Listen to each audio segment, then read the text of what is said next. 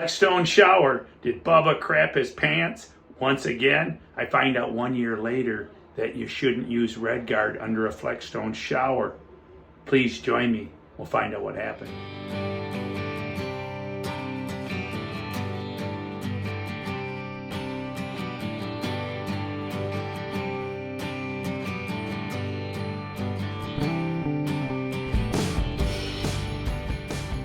Folks, I've got a video alert. Flexstone showers.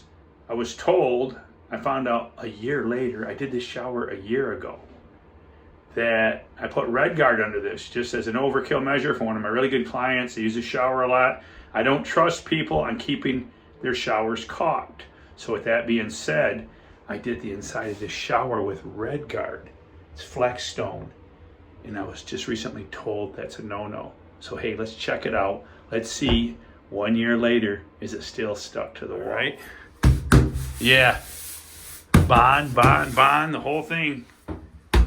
Now she's got really hard water here, extremely hard water. So it may have a little bit of discoloring, but actually it looks pretty good. I'm surprised it looks there. It's totally bonded. There's no loose at all.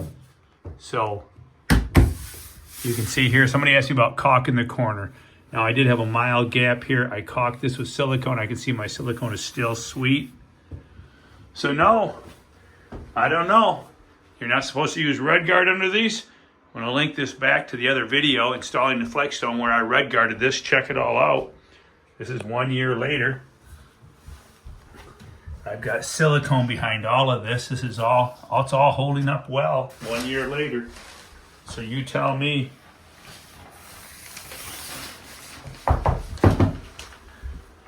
Right. Hey, myth broken. Redguard is compatible with the adhesives. Of course, I did let the redguard dry for 24 hours. I had a fan on it. I like to run a fan on my redguard to get it thoroughly dry.